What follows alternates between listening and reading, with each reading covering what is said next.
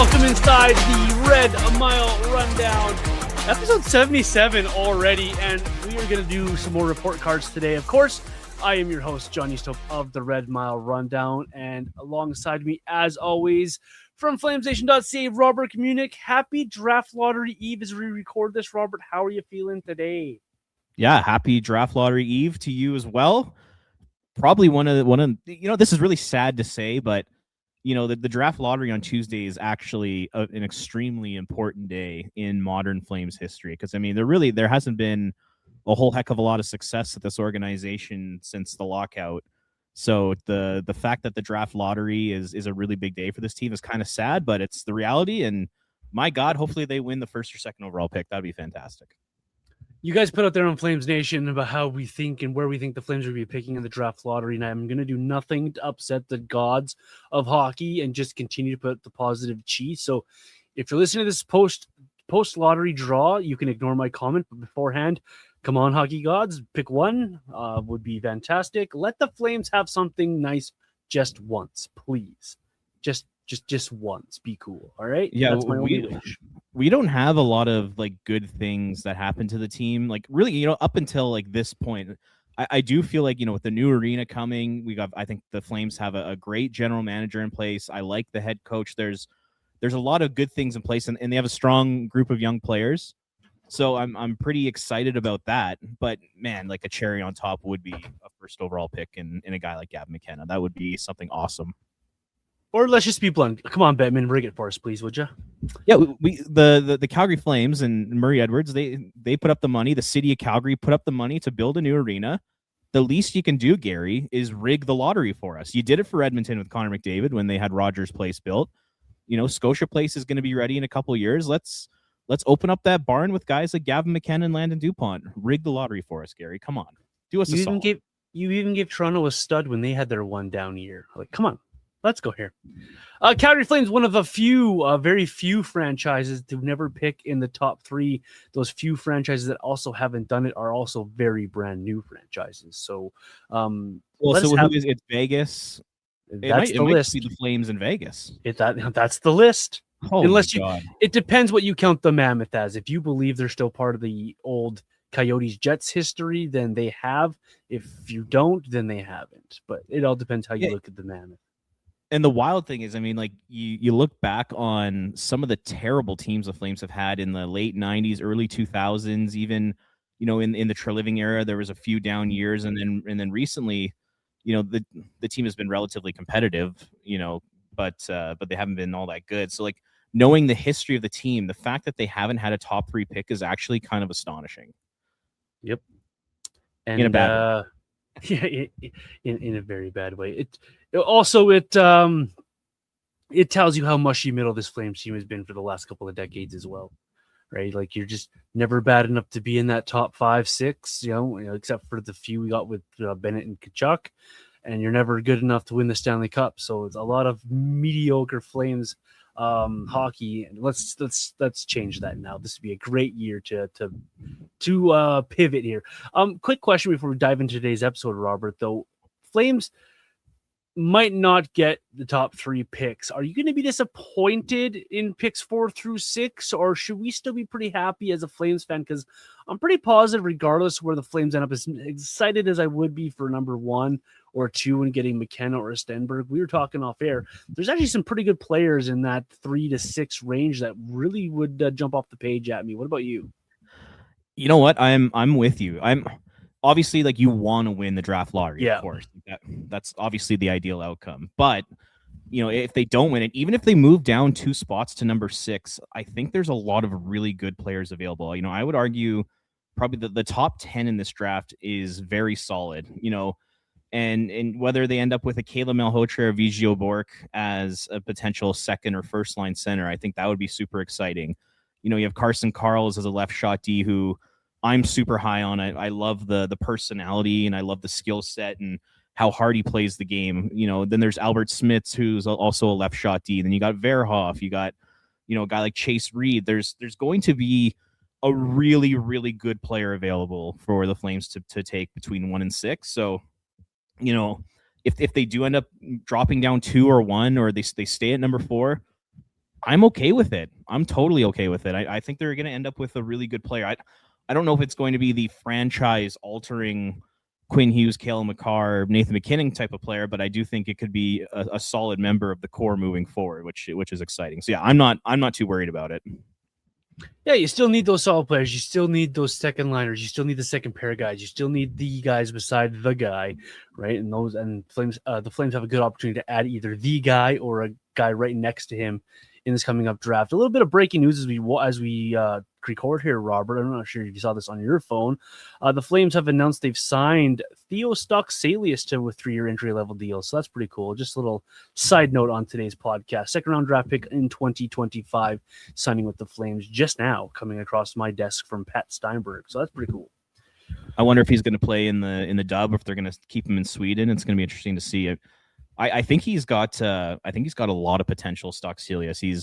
He's a tall, lanky guy, and in his draft year, or was the year prior, he had a health scare. He actually was diagnosed with cancer and ended up beating it, which is fantastic. Was it cancer? Now I'm blanking. I think so. I'd have to go look it up, but yeah, let's say I believe it was health issues. Yeah. So yeah, he ran into some health issues, and I think that derailed his development a little bit that season. He ended up falling in the draft, but had he not dealt with health issues, I actually do think he would have been a first-round pick. So, there's another exciting player to add to the system, and it would be really cool if they brought him to the WHL, because I think the Calgary Hitmen own his rights. So, yeah, I like it. I like that move for the Flames. And I wouldn't put it past the Flames to do something like that. They've done that before. They've done that back in the day with Keys and Kanzik. They did it with Hurtic. So they're not opposed to that kind of a move. So interesting there. But I kind of think it's good. It's a cool story. You're battling back from it was thyroid cancer that he had. Thyroid cancer. Thank you. Yeah. Battling through that to still have a good chance at a hockey career, and then becoming a second-round draft pick. Even if he never reaches the NHL, being a second-round draft pick is still a pretty cool story from where he came from. So awesome for the Flames. Let's dive into this week's episode, Robert. And I love the first topic on this one. Yes, we're going to get to some report cards here, but there were 3 key guys who were a big part of this Flames roster, this Flames team last year and through a good portion of this past season here before they were traded out. So it almost seems fitting to almost give them a bit of a talking point looking back on how they've helped with the Flames here, maybe even grade their seasons. Of course, we're talking Rasmus Sanderson, Mackenzie Weegar, and Nazem Kadri. Where do you want to start here, Robert? Well, we'll go in the order they were traded. So maybe we'll start with Andersson. Let's hear what you got to say about him in his season. It's for me, it's pretty easy to sum up. I think he was on track to be the Flames MVP prior to being moved to Vegas. He was running a lot of the power play. He was the go-to guy, especially with Mackenzie Weegar's struggle. He was counted on to be beside Kevin Ball and to shut down other teams' top lines and heavy matchups. And I think he was doing really, really well. He's obviously looking for a contract. He was obviously going to be moved at some point during the season, and none of that was a distraction for Rasmus Andersson. He showed up, he wore his letter, he did his job, and I think overall he was exactly what you wanted from a player that you knew was going to be moved, and maybe a little bit more. If he stuck with the Flames all season long with that type of play, for me, it'd be no question to be giving him an A grade if we were to grade him out with a letter. And I would feel very good about that. I really liked what Rasmus Andersson did, his approach, his professionalism, and now he's finding some success in Vegas in the playoffs, and you like that for a guy. And so for me, Rasmus Andersson, it's a good season for the Flames, a good contributor for the Flames. Probably a bit of the reason why the Flames picked up more points than they probably should have mid-season there as well when he was playing at a very high level before he was moved. So for me, good season from Rasmus Andersson for the Flames, and you really couldn't have asked for more from him. Yeah, I agree. I mean, so he played 48 games with the Flames this year, 10 goals, 20 assists, 30 points. So he was, about it's good for D, man. Like 2/3 of a point per game kind of thing.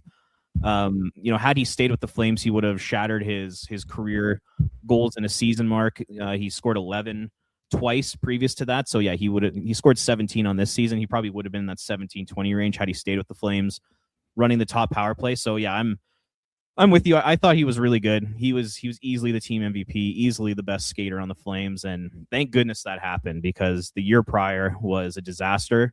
he was not good. He did not play up to the level that we all know that he could. He had the minus 38, chewing on minuses. Look at the classic quote from him. And the fact that he was able to rebound in a season where it was a contract year, it was a year where the Flames were going to have to rebuild his trade value and move him.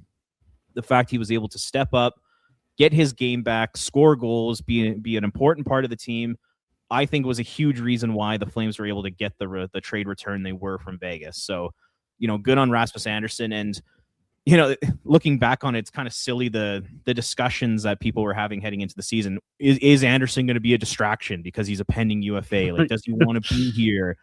Looking back on it now, those were silly discussions to have because Andersson was nothing but a pro. He was a great leader on and off the ice this season for the Flames. So I give all the credit in the world to the guy. He stepped up. He was a total professional. He rebuilt his trade value.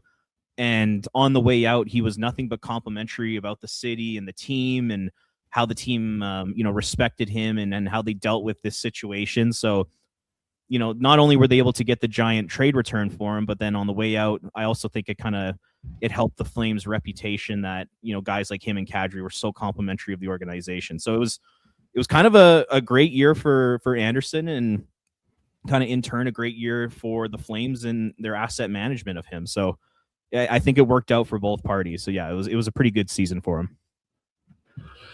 So let's jump over to Nazem Kadri. He was traded, of course, to the Avalanche at the deadline. He was a last-second deal for all of us on Twitter, refreshing and freaking over the Ryan Strome trade. But 16 games with the Avalanche. He had 9 points for the Avalanche before an injury kept him out of the lineup for the last little bit. But what do you make of Nazem Kadri's season? For me, it was a bit up and down season, but overall, he was really good, especially at the beginning of the season and trying to help push this Flames team along.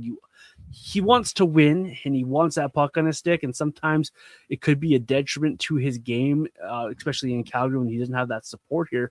But what do you make of Nazem Kadri? And if you were to grade him out, does he get a good grade from you? Yeah, I would say, if I were to give him a grade, it'd be a B, and that's kind of based on expectations heading into the year. I thought he could be a, high 20s goal scorer, kind of be in that 50, 60 point range. We have to keep in mind that, he's 35 years old. Like, he is getting up there in age. Yeah. So he was like right on that pace to be that type of player for the Flames this year. He had more assists than goals, in previous years. Last year he scored 35 goals, 32 assists, but with the Flames this year it was 12 goals and 29 assists. So he was still in on the offense and he was still generating and creating, which was great. He didn't score as much, but that's totally fine when you're setting up your teammates. But yeah, I mean, overall, I thought he was good. I thought he was kind of right at expectations this year. I mean, you could take a look at some of the defensive numbers and they weren't great. The Flames got badly outscored when he was on the ice. He's a minus 27 in 61 games, which was one of the worst marks in the NHL prior to him getting traded. But overall, I mean, it's kind of similar to Andersson. I thought he had a really good attitude this year. I thought he was very classy with the way he went out, and he was very complimentary of Craig Conroy and the Flames. And he gave it his all on most nights, and that's kind of all you can ask from these types of players, especially veterans who are playing on a team that's losing. And a guy like Kadri, 35 years old, he doesn't have that many kicks at the can left. I mean, between Toronto and the first part of his time in Colorado and then Calgary, outside of like the one cup run, he hasn't had like a ton of playoff games, 57 playoff games for a guy that's played 1,063 regular season games. Isn't a whole heck of a lot. So I could understand why he'd want to get out of Calgary and why he'd want to go and play in the playoffs. And, once again, I think Conroy did really well in that trade return, and Kadri played a big part in that based off the way he played this year. I mean, he still showed this year that he can be a difference maker and he can be an impactful player for a playoff team. So yeah, between Kadri playing well, Craig Conroy cashing in on the asset, and just kind of, how smooth things were with the trade and how things ended, I think it was another good year for Conroy, for Kadri, and then in turn a good trade return for Craig Conroy. So yeah, another solid season for Nazem Kadri. I don't know if this is like the time to talk about this, but like, does Kadri have a legacy in Calgary? Like how do you look back on his time with the team? It's a great question. That's a really good question. Yeah, we should save that for like more the dog days of summer, maybe. Yeah, we'll dive into it a little bit more because I think there's a lot to that. I think there's a lot of ways you can go about talking about the legacy of Kadri because he was brought in right when they were changing over from the Gaudreau era type of player in that team there to this new era of the Gaudreau, the Huberdeau and Weegers and so on and so forth. So an interesting change in Flames era at the same time as Kadri bringing in. So that's a good conversation to have. We'll definitely table that one.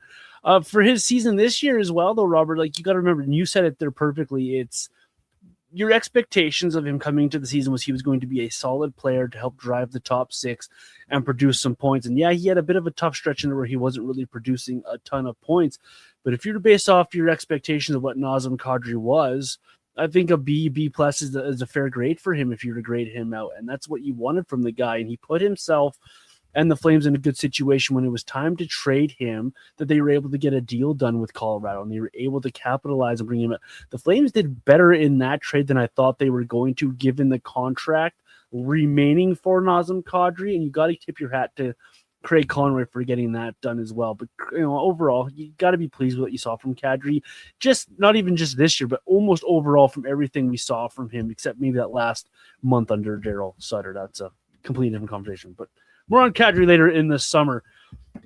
The third guy not here anymore, Mackenzie Weegar. I don't want to be too harsh on the guy because I think we both like this player. We think we both have like what he brought to the Flames when he was part of this team, but he was pretty bad this year for the Flames. He chewed on the minuses that Rasmus chewed on last year. He was minus 35 with the Flames in the 60 games that he played before being moved to Utah. Only 21 points in those 60 games. And it just anything that seemed to bounce the wrong way or turnovers like that, those type of situations always seem to have involved number 52 with the Flames. And if you have your expectations coming into this year with Mackenzie Weegar, what you thought he was going to be, his aspirations for Team Canada at the Olympics, the trying to get back to the playoffs, you got to sound kind of harsh if you're going to grade him out because it wasn't pretty. What say you with Mackenzie Weegar and his time with the Flames this year? Yeah, I mean, my expectations for him heading into this season was that he was going to continue to be a top pairing level defenseman like he had been the last 2.5 years of his Flames tenure. And, he's probably the only guy in the team that I would give an F to because you look at a guy like Huberdeau, he had a terrible year, but, your expectations for Huberdeau are significantly lower than when he got here. My expectations for Weegar were quite high. And like you said, like this was a year where he wanted to make Team Canada and he wanted to be in the conversation for that team. And with the way he played, he wasn't really even close. Like I don't even think he was close to making Team Canada that year. And it was hard to watch him this year. I really thought his skating and his mobility took a big step back this year. Even just things like going back for pucks with a forechecker on him. He wasn't getting to those pucks first like he normally would. Even getting to loose puck battles, he was normally the second guy there, which puts him at a disadvantage. He turned the puck over a lot. He wasn't a dynamic offensive player. He wasn't making as many, strong tape-to-tape passes. He wasn't getting as many, good shots to the net. He wasn't very effective on the power play. It's just like everything that we were accustomed to seeing from Mackenzie Weegar took a step back this year, and it was tough to watch. It really was, and I felt bad for the guy because I really like him. He comes across as like an awesome human, and I think he's a big time leader, on the ice, off the ice, and he's a good representative for the city of Calgary. So I have nothing but respect for Mackenzie Weegar, but just calling a spade, his on ice play this year was terrible.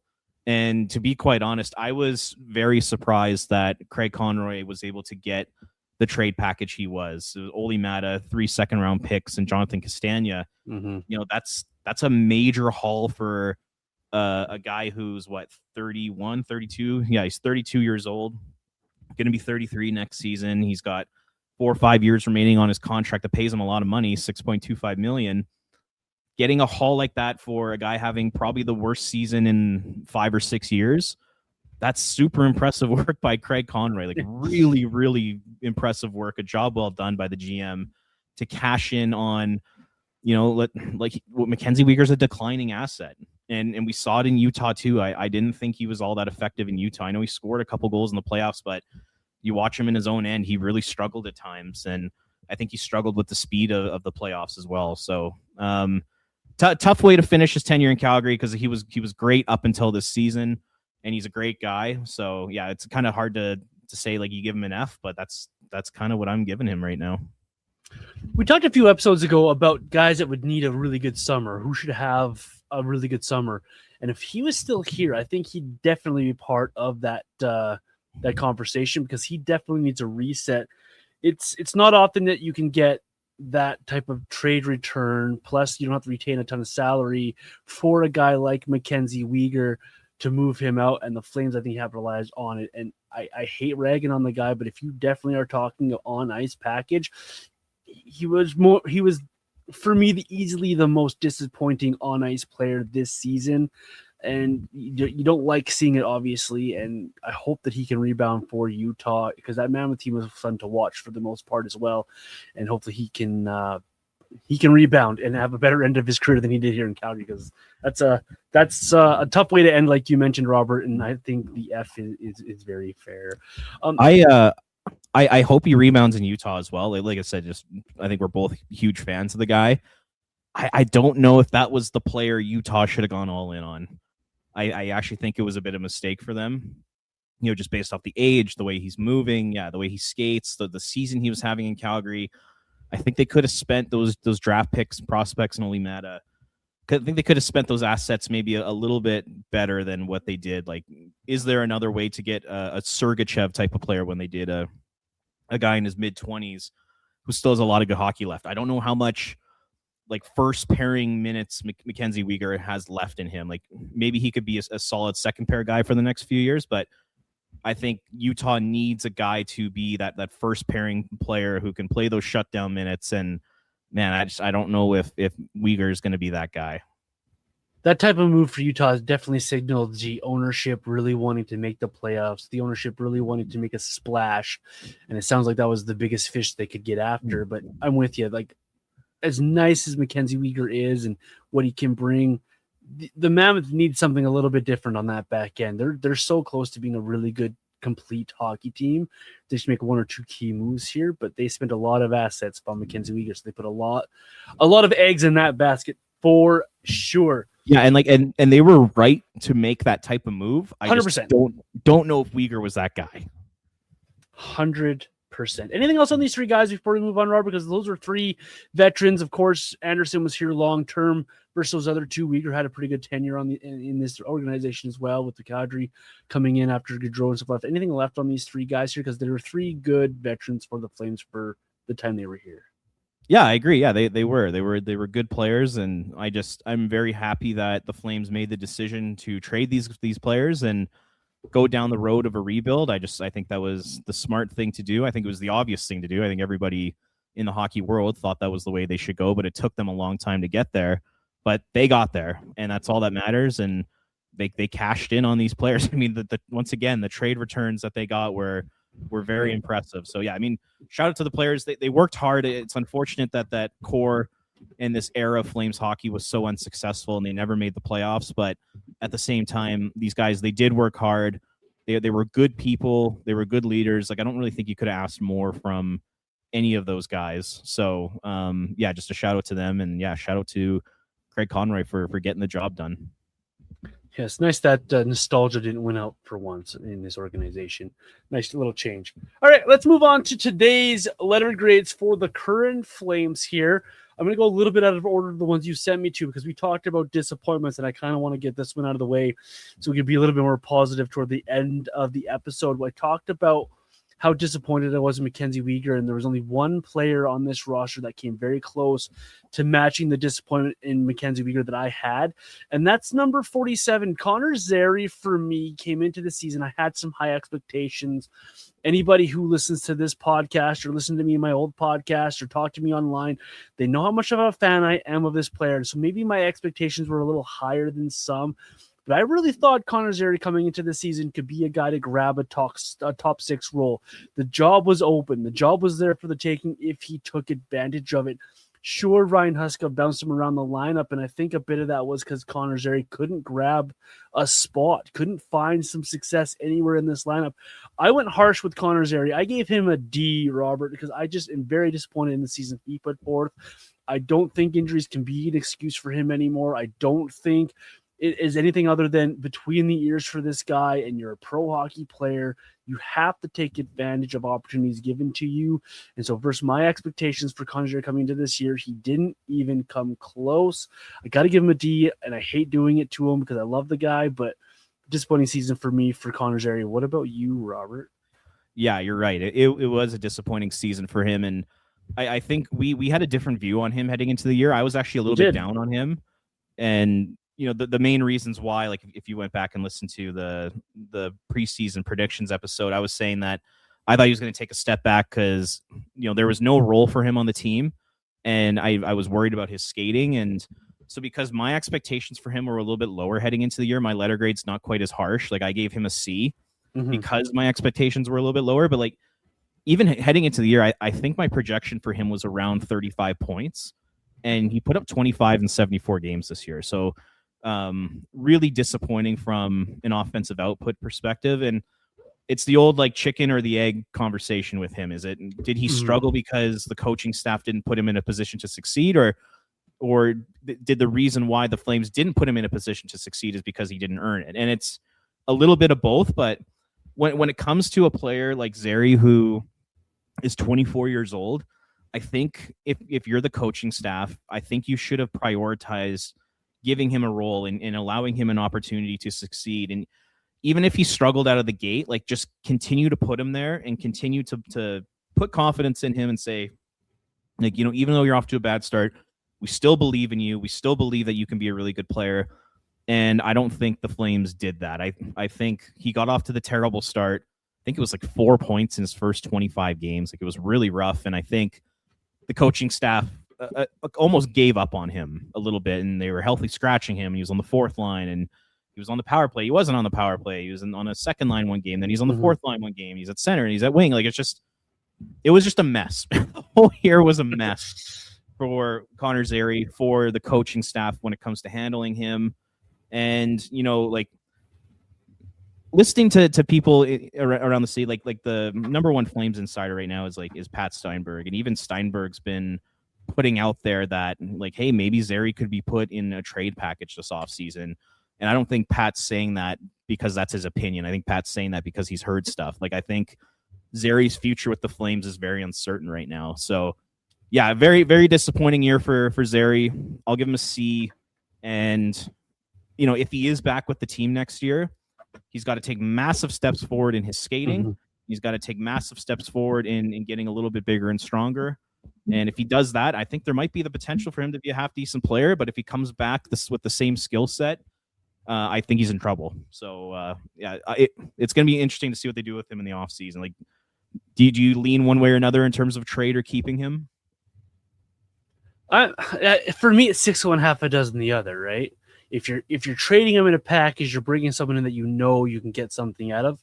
But if you're keeping him, you can try to get something out of this player. So I think either way, there's a player going to be here that needs to take a step forward. So if Connor's with the Flames next year, he's got to take the step. He's got to do, and he's not the same kind of player, but he's got to kind of do the Matthew Tkachuk thing. Matthew Tkachuk doesn't have good boots. He's an awful skater. But he's learned to play the game at that high level because of his smarts, because of his positioning. He's able to get from A to B good enough that he's able to use his other skills. For me, that's where Connor Zary's at. How can you use what you do have to get to A to B and to have the success that you can find at this level?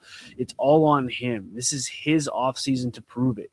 He has to come to camp ready, whether it's even if it's another team, Robert. Say he ends up in Detroit for some reason. He's got to go show those guys the same thing he's got to show the Flames, right? He's got to take advantage of the opportunity given to him, because if not, he's not going to be in the NHL for long unless he wants to go play at the worst teams in the league and be a bottom six over there. Like, you got to take advantage. So as harsh as we are on his season, that's just where we're at. He earned it. You were given time with Michael Backlund. You were given time with Nazem Kadri at times. You've got to take advantage of something, show the coaches something, and I think that's why Huska kept moving him around. Yeah, sure, Huska could have given him a better role more consistently, but like you mentioned, chicken or the egg thing, a little bit of both, and you just got it. This is huge for Connor Zary next year. It could really make or break his NHL career. Let's be honest here. So, yeah, and the thing that he needs to worry about is that, you know, there's a lot of forward prospects coming up in the system, like his long-term spot on the team. I'm not necessarily talking about next year. I'm talking about 2, 3, 4, 5 years down the road. You know, Sam Honzik, I would argue, has already passed him potentially. And then you got guys like Aidar Suniev, Wittenbach, Cullen Potter. You know, if they win the draft lottery, a Gavin McKenna or an Ivar Stenberg might join the team. You know, Cole Reshny is going to take a center spot. If they re-sign Morgan Frost, you know, there's another center spot gone. And then, you know, Theo Stocksilius and, you know, this year in rounds 1 and 2 and 3 with all those picks they have, they're probably going to take another couple forwards. Like it's almost like an endless pipeline of players that he needs to worry about coming up in the Flame system right now. So, yeah, he's in trouble in terms of his spot with the team and the organization. And, you know, when it comes to like the trade or keep him conversation, if there's a package out there, like if there's a way for the Flames to put together a few of the picks that they own in the first 3 rounds, and, you know, if Connor Zary is the piece that puts it over the top to move back into the top 15 of the first round or something like that, that's something I would personally be very open to, because it feels like Connor Zary's future with the team is very limited, and it almost feels like it's not even going to be a thing. So if you could throw him in a deal, either for another draft pick or throw him in a bigger package to move up in the draft, it's something that I would seriously consider if I was Craig Conroy. Yeah, it feels much like the Andre Mangiapane, where it's just like, okay, I don't think there's a long-term future here. Let's move him along for some assets that are actually going to maybe help us down the road here. So very much a crossroads for Connor Zary after a very disappointing season 447. I'm interested in this next one here. I'm going to let you go first right before I respond, because I might take some heat on my take with Matthew Coronado. Interesting season for Matthew. A lot of expectations for Matthew and the steps that he would take forward. What do you make of Mr. Coronado's season? He got a lot of run there in that top 6, and interesting season. I'll just leave it at that for now.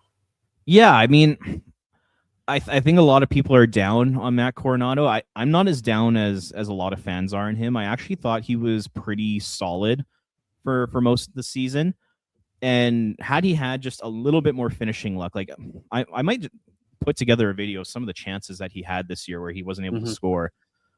Like these were like spectacular scoring chances that I think in a normal season where things are going his way, he's able to bury these chances. And instead of being a guy that scored, 20 goals or 18 or 19, however many he scored this year, I think he would have been a 25. Okay. Yeah. So I think he would have been like a 25 to 30 goal scorer had things gone his way. And I thought the process was good. Like if he continues to play like he did this year in upcoming seasons, when he's playing on a line with more talented line mates for a full year, like next year, I'm thinking, what if he's on a line with Morgan Frost and Matt Baker-Itten?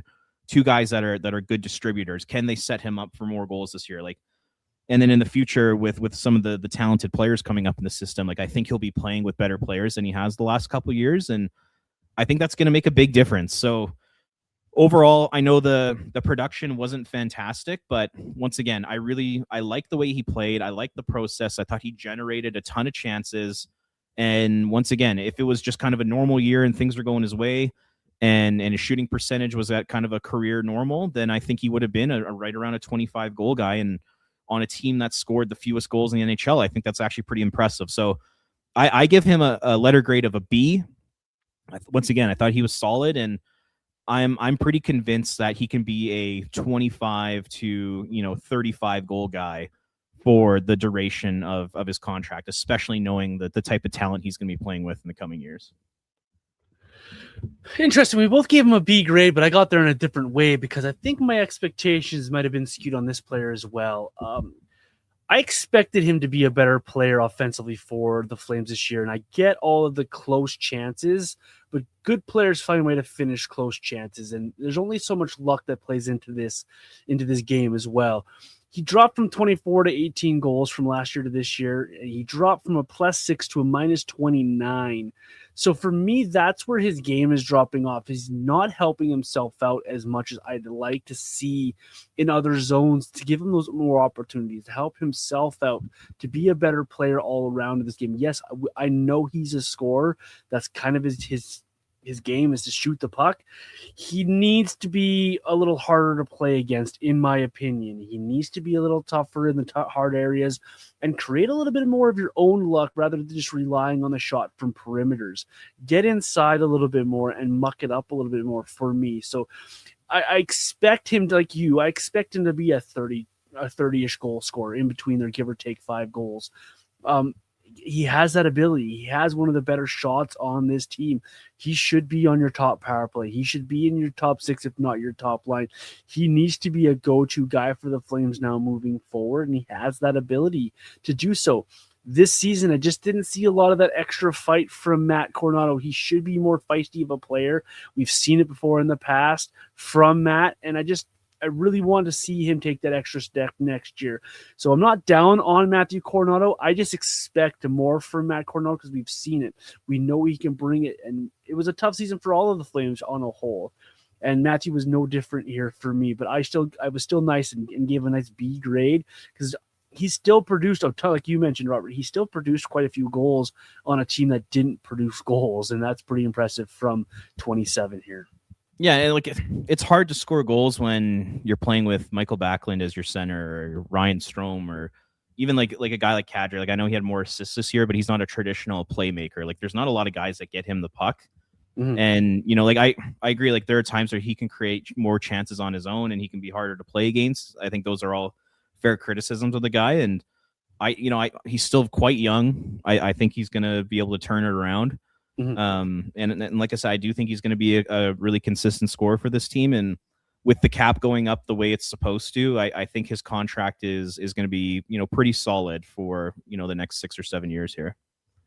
It's funny I say all that, and he still led the team with 45 points this year. So it's not that I don't like Matt Coronato or the season he had. I think there's more in there from him, and I think the expectation into this season were to build on last year's season, and she just want a little bit more. That -29 that really sticks out for me. I know plus minus is what it is, but that really sticks out to me on a team. You go from a decent plus side of the things to a deep minus side of things. Just a little bit has gone wrong for the Flames this year, and did for Matt Coronato as well. But I really expect a rebound from him next year. I think the expectations for Matt next year, I think, are gonna be big because he really did play a lot of top 6 minutes this year for the Flames, and he should continue to do so. And like you, I wonder what happens if they put him with a guy like a Matt Fagerson, a guy who can get him the puck a lot more of what he can do to end. Sort of finish off those chances that at that end of the ice. So it'd be interesting for Matt Coronato. He's an interesting player, being a former first-round pick for the Flames as well. A lot of eyes on Matthew Coronato. Was this year hard for you to evaluate these guys? Because the team was so bad and they couldn't score, and it's a rebuilding year. Like did you kind of struggle because of that? Yeah, and you came into the season with okay, the mantra is 1 point better, and the roster really didn't turn over.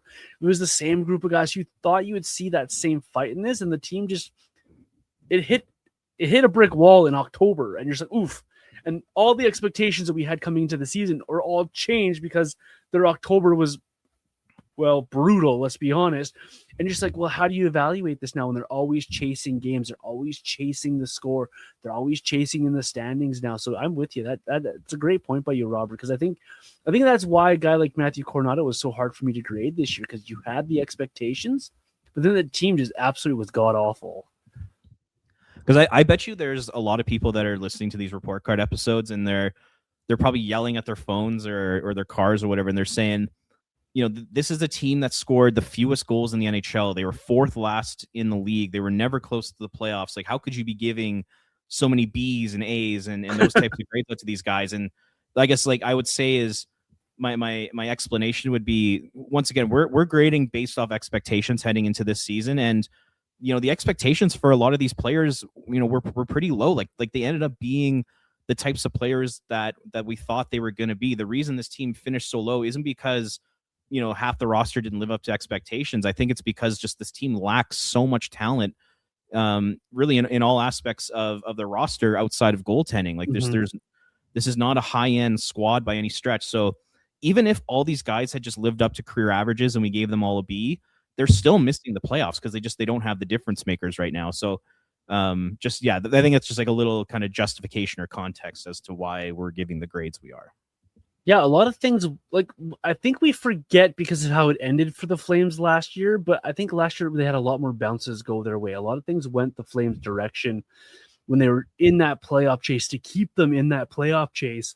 And you had guys having career years that you just knew weren't going to be able to duplicate it. Go look back and look what Nazem Kadri did that year, like, and then compare it to this year. Michael Backlund with his career, like there are things that Weegar was a big one there. Like Wolf was spectacular. Like guys had career years or close to career years, and you look at the back of their hockey cards, and that's not truly who they are. This season, I thought was a little bit more closer to truly what they are for a lot of guys here, and it changes the equation. It changes the equation when you get off to such a bad start. It changes the equation when you kind of come back down to earth. So grading against expectations are based off of what we thought these players are going to do. It's not. It sounds easy. It's actually really not that easy to do. So, case in point, Ryan Lomberg. Where do we go with Ryan Lomberg here? Because he is a fan favorite. He is a great guy off the room. He had a great video to start off the year with the schedule announcement. Everyone loves him. Everyone wants him back in free agency, this and that. But he brings you nothing on the ice. And so what are your expectations versus what did he bring you? For Ryan Lomberg, I gave him an A because I had no expectations really for Lomberg other than being just what I said. That guy in the room, the guy on the bench to pick one another up, the guy off the ice, the guy that just comes and gives you his all every single night with the energy. He's a hard player to grade because he doesn't do a lot for you on the ice, but man, is he such a character in that room. And I don't think that guy's ever had a bad day in his life. What do you say about Ryan Lomberg's season, and how do you grade him? Yeah, he's another one of those guys who played up to his level. He kind of brought everything to the table that you thought he was going to bring. So with that in mind, I gave him a B because all you're asking, like if you're the Flames, all you're asking Lomberg to do is provide some toughness, provide some energy, get in the odd fight. If any bit of offense is an added bonus, like if he didn't get a single point this year, I honestly wouldn't care. And then there's the off ice perspective, and it's bring some entertainment to the fans, show off that amazing personality, and then be an incredible teammate. And he did all of those things. So I think with heading into the season, like you said, my expectations were very low from an on ice perspective because we all know what he brings to the table. It's an energy game, and it's a fourth line physical style of game. And I thought that's exactly what he brought to the table. And I don't think you could have asked much more from him from a leadership perspective too. I mean, there were a lot of young players on the Flames this year. And, if you ask them, who were some of the leaders that you looked up to, or some of the guys that took them under their wing. And a lot of them would say Ryan Lomberg. And I think that's all you can really ask for the guy. And, in terms of his outlook, like for next season, whenever the conversation comes up about Lomberg, should they sign him? Should they just let him walk as a free agent? A lot of people talk about, okay, well, where are you going to put him in the lineup? And I think that's the wrong conversation to have, because to be quite honest with you, if I were the Flames, I would sign Ryan Lomberg. And if he played 10 or less games, I would be totally fine with that. I just want him around the team. I want his personality around the team. I want that infectious energy around the team and all your young guys. I think that's really important to have. So he's one of those players where you're literally signing him for his personality, and any sort of added bonus like that he can bring to an on ice perspective, whether it's a goal every now and then or a fight or a hit. Like I said, it's an added bonus because I think the person and the personality is important for this group. So overall, just it was a very Ryan Lomberg season for him, and I thought he was totally fine. I think Ryan Lomberg's kind of veteran. If you sign him back, he's the kind of guy that you play against those heavier teams because he can play that game. Like he can stick up for your younger players as well. He's not going to play every night. He's not an everyday NHLer, but he can be that perfect 13th, 14th forward for you. You want a guy sitting in the press box eating popcorn, he'll gladly do it for you too, because that guy does not stop smiling. It's incredible. And you kind of want that around your team, around your group. So like I'm neither here nor there with signing Ryan Lomberg. If they bring him back, great. If they don't, okay, I understand that as well. But at the same time, you're bringing him in not to be a guy to play in your top six. He's not going to ride shotgun with Matt Bay-Gridden on the power play. Like, that's not his game.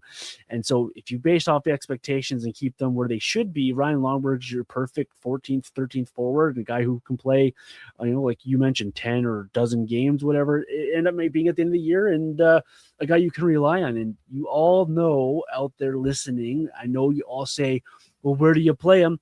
Injuries happen, right? Injuries happen. And he's a guy that if he hasn't played in for a month and a half and he's got to step in because, I don't know, Adam Klapka has a broken foot, then you put him in the lineup and he fills a role in that fourth line for you. So that's just kind of who Ryan Lomberg is. You know who he reminds me of is Paul Bissonnette. Okay, yeah.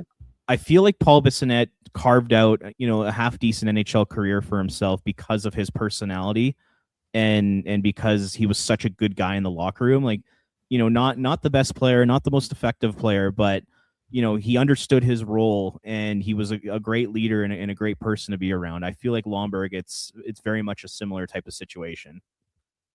I like that. I like that as well. Hey, I'd take Bissonnette's career all day long if I was a hockey player. Oh, absolutely.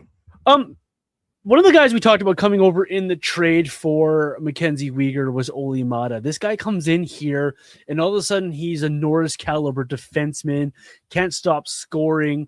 We didn't really have preseason expectations for Olli Maatta, but when he was traded for, there was a lot of, okay, he's going to take minutes. He's going to be a veteran guy. He is what he is, and you know what you're going to get out of Olli Maatta.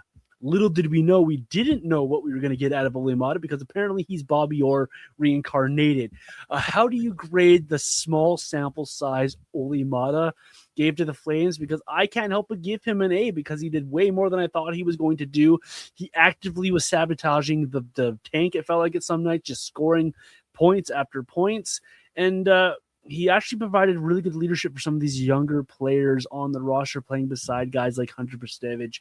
And you needed that because a lot of other guys were getting injured or missing the lineup.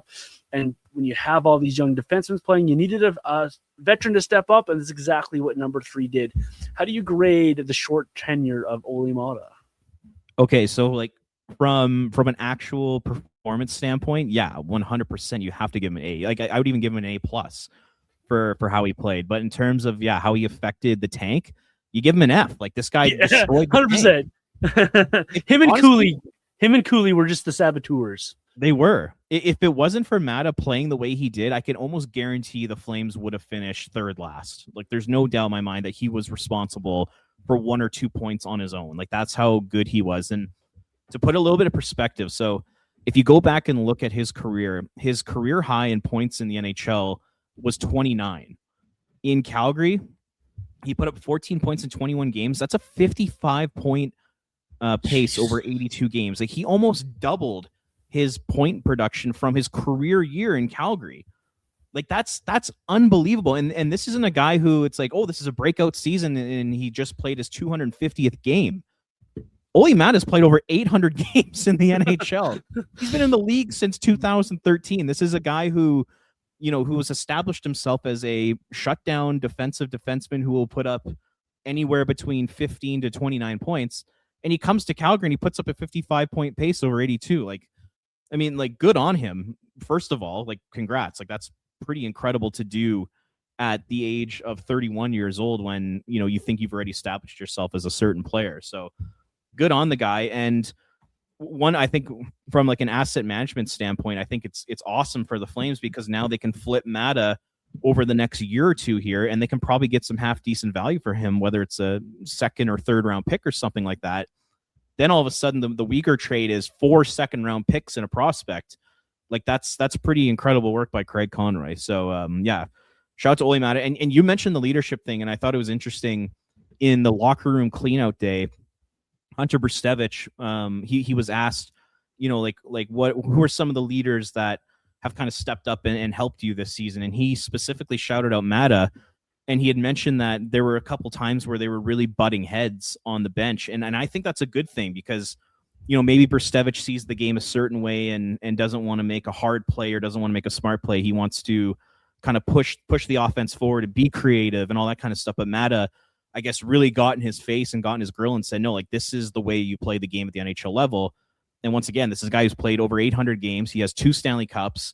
Like, he knows what it takes to win in the NHL, and he's imparting that wisdom and that knowledge on guys like Brstevich, which I think is really important. Even if they do kind of, clash personalities or bash heads or however you want to describe it, I think it's a good learning experience for a guy like Brstevich to learn from a guy like Maatta. So, yeah, he's definitely an A+ for me. Probably the thing, one of the most surprising stories to come from the Flames year was just seeing how well a guy like Olli Maatta played. Like, I thought he, in his 21 games, I'm like, I'd be happy if he put up 3 or 4 points, but he put up 14. Like, good on him. Yeah, really impressive stuff.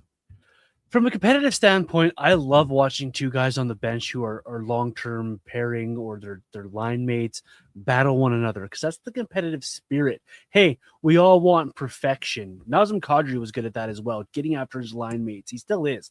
And you like that, and you like when a younger player or a rookie recognizes that, because that's what Brstevich was doing in that interview or in that presser, was was acknowledging that, hey, Maatta's challenging me here because he wants me to be better. He knows I can be better, and he's a great leader for doing so. So Olli Maatta was, if we put the tank aside, was pretty much perfection for the Flames after the trade deadline in his on-ice play and his leadership abilities. The other defenseman we have on our list today this is going to be a very interesting one, because I kind of cheated the system on my grading system here. Zayne Parekh kind of had an evolving season from start to finish with the injuries and the bouncing around where he was playing, going to the World Juniors, that whole 9 yards, the injuries, the talk about he's not big enough, not good enough for the league, to scoring goals, to looking very confident near the end. When you balance it against your expectations, which I try to keep low preseason, he was kind of hitting those expectations at the end of the season here, but he wasn't at the beginning of the season. So it's kind of like, for me, he kind of was at a C level expectations and working his way to an A level grade. So interested to see how you talk about Zayne Parekh and your thoughts on his season, because for me, it evolved throughout the season from a C to an A, back to a B, back to an A. This guy, I can't settle on a single grade for Zayne Parekh, because it's kind of like he had 3 different seasons in one. And it was one that was very trying for Zayne Parekh, but I think at the end of the day is beneficial for number 19. What say you, Robert? Yeah, it was a bit of a bizarre year. I mean, he starts out being a healthy scratch for the first 2 games of the season, which, I mean, I still disagree with, but that's here nor there. So yeah, he starts as a healthy scratch, and then his first 11 games of the year, from the beginning of October to November 7th, when he got hurt against Chicago, he really struggled. You could tell he wasn't quite ready for the NHL level, which is totally fine, because how many 19-year-old defensemen out there can step into an NHL lineup in their first 11 games, really impress? Like, it rarely happens. Like Matthew Schaefer is the exception, not the rule. So, knowing that he was 19, knowing that he couldn't go to the American League and that he was a little outmatched, but also knowing that he was too good for the OHL, like he had to stay in the NHL. And yeah, his first 11 games, I thought that the pace was I thought he really struggled with the pace, and he didn't make quick decisions, and he got hit a lot. Things like going back for pucks in his own end, he would end up going back pretty slow and nonchalantly, and he'd end up getting smashed to get along the end boards. I thought he would hold on to pucks too long. I thought he was making decisions that were very risky. Instead of making like the smart, quick outlet pass to break out of your zone, sometimes he was going for the long stretch pass and had to get around 2 bodies to make the pass, and it just wasn't working. Like even something he's so good at, like walking the blue line. At the beginning of the year, he was struggling with that, and he was turning pucks over the blue line that led to a lot of breakaways against. Like, he he was just a young player that needed to be in the American Hockey League but couldn't, and it was just a little too much for him. But give him credit, from the time he got hurt to the time he got back to the Flames at the beginning of February, I thought he really worked on his game, and I think the World Juniors was critical for him.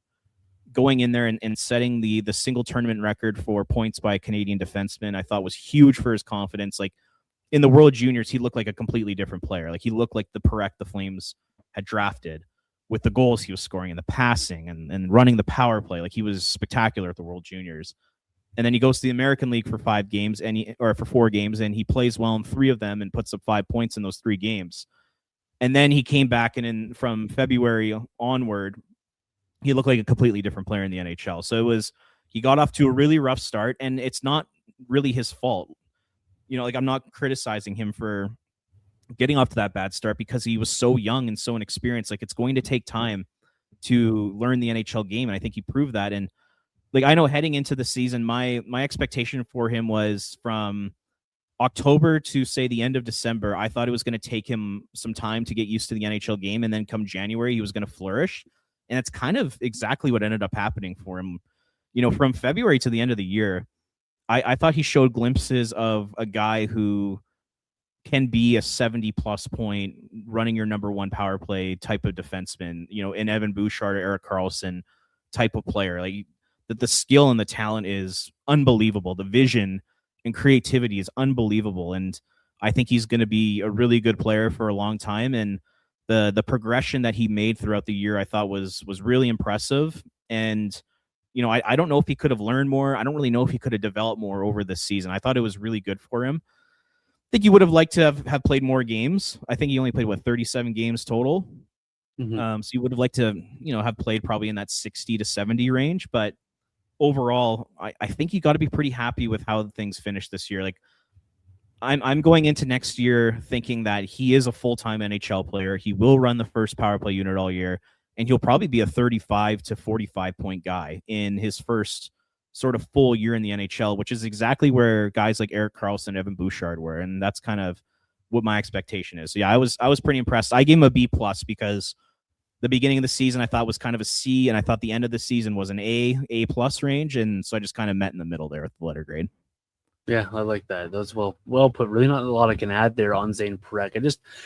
You saw how much confidence means to this player, and it means a lot to a lot of players, but it felt like, especially with Zayne Parekh, once he had that confidence and post-trade deadline, when he knew what he was and where he was going to be pretty much every night, that he just took off. He took everything that happened this year and he kind of used it for his benefit to better his play at the end of the season. And my hope now for him is he carries that momentum into the offseason, and that the offseason can be his best ever. Add the strength that he needs to add to a point. Add this, keep his abilities going, keep his skill set going, and that he hits the ground running in this training camp coming up here. And the big hope for me is he can actually start this season without an injury, without being stretched for some stupid reason, without any of that other nonsense, that he can just play in game 1 and 2 of the season and have a good positive start to the season. I think this will be key for him next year. So for this year, the expectations, it's hard to grade him out, but I like what you said there, Robert. Kind of averages out to be a B+. And so we'll leave it there with number 19. I'm excited for his next year, though. Like, he should be a great player next year. I'm excited to see what he does next year for the Flames. I'll add just one more point there, because you mentioned the word confidence, which I think is really important. And what I hope this year taught Ryan Huska is that you need to believe in him, and you need to give him opportunity. Like, you can't put him in the lineup one night, take him out the other. Like, for his first 11 games of the season, he never played more than 18 minutes. It was anywhere between 9 to 17 minutes a night. And I think the reason why he got so much opportunity at the end of the year was because of injuries. And had the Flames been 100% healthy, I bet you he doesn't play as much as he did. So, like, what I'm really hoping is, the Flames are going to have 8 defensemen signed next year, and, hopefully they'll trade 1 or 2 of them. I really hope Ryan Huska continues to give Parekh, at least 16 to 20 minutes a night, put him on the first power play unit, and don't healthy scratch him, and don't take away his confidence. Like, continue to really build that, because like you said, like out of all the players on the Flames, I think confidence and self-belief is the most important with Zayne. And I really hope the Flames coaching staff understands that. And I hope that they treat him well next year. And I hope they give him lots of opportunity and believe in him and just keep things positive with him. Because clearly when Zayne gets down on himself, which he did at the beginning of the season, basically from opening night all the way until he played his first World Junior game, his belief and confidence was shattered in himself. So, and I think a lot of that had to do with the coaching staff a little bit. So, I really hope they realize that. I hope they realize that they have a pretty special dynamic player in Parekh. And I hope they coach his strengths, and I hope they don't just beat the crap out of him because he's not like the best defensive player. Yeah, put him with a guy like Olli Maatta and just let him play his game. Like, just let him play it, and that's well put by you there, Robert. Last guy on our list here. This is an interesting one because I think we're both going to give him a better grade than a lot of Flame fans would give him. I saw your tweets on him earlier this week as well, Robert. Jonathan Huberdeau had an interesting season, and then you find out he's injured, and then he goes for some surgery, and you and I were pretty hard on him on some episodes, rightfully so at the time, because we didn't know about the injury. We didn't know about the upcoming surgery. And just like what has happened to number 10, like it has completely fallen off. He's like replacement level at times in games. He wasn't affecting games. Then he plays that last game of the year and gets a nice goal against the Oilers, and you feel good knowing that that's how it ends his season. His expectations coming to this season for both of us, I thought were pretty low. And he kind of lived up to those pretty low expectations, so it's kind of hard not to give him a passing C grade, Robert. What do you make of Huberdeau's short season, given what we now know with the injury and the surgery coming that he had? What do you make of his number 10 there in his season? Yeah, I mean, if you're up to Flames fans yesterday, they would have burned me at the stake for... Yeah, your comment section was incredible. And hey, I don't blame people for feeling that way. Like he's been a disaster since coming to Calgary. There's no denying that. But like I agree with you. Like I gave him a C letter grade, and the reason why was because once again, like we're grading off of our expectations for the player heading into the year, and my expectations were, Huberdeau, he's not the 90-point player anymore. He's now a 50 to 60-point guy. And if he can give you a little bit of 200-foot juice in terms of defensive play and penalty kill, then that's great. But expectations for him were really low, and he went below my expectations for the season. He was worse than what I expected, which is kind of unbelievable to say. Like you said, there were a lot of nights where he was just a complete non-factor, where he had zero outcome on the game whatsoever, and the playmaking is gone, the dynamic offensive ability is gone. It's honestly, it's hard to watch, and it's kind of sad to see to go from a guy who, and everyone always talks about the 115-point Huberdeau. That was a career year. Huberdeau was like a legit, 5 years prior to coming to Calgary, he was on pace over 82 games at 90 points or more a year. So he was essentially like a 90-point player coming to Calgary, and his production's been cut in half, which is pretty crazy to see. I don't know if there's like another, like Elias Pettersson comes to mind. Like there's probably two players that I can think of that have dropped off substantially like Huberdeau has. So yeah, I mean, like I said, overall I give him a C. Expectations heading in the year were pretty low, and he fell below my expectations. And if you meet expectations for me, it's a B. And if you go below that, then we start talking like C plus, and that's why I gave him a C. Yes, the contract is a disaster. Yes, he's not the 90-point player he once was, and for that, his overall tenure with the Flames could be deemed an F. But because of what we know of him now, what type of player he is, and the fact that he's not the same guy that he once was, is why I gave him a C. And like you mentioned, the injuries too.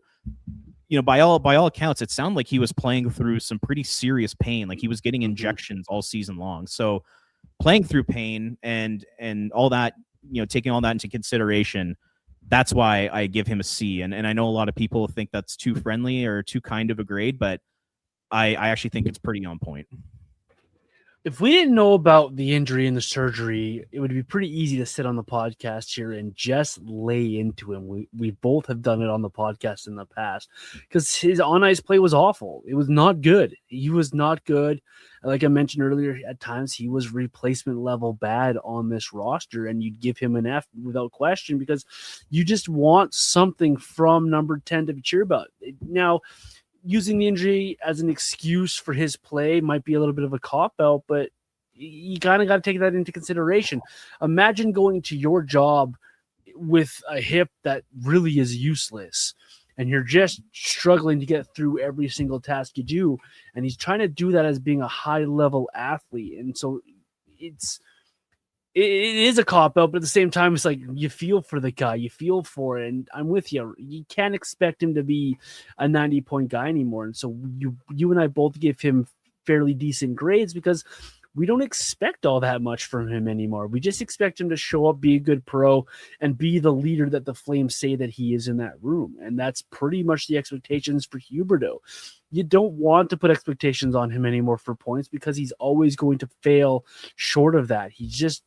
That's just not his game anymore. And it's a shame because you look back at what he was and you're just like, man, that was a great hockey player. And you look at him now and you're like, this is just a guy doing cardio.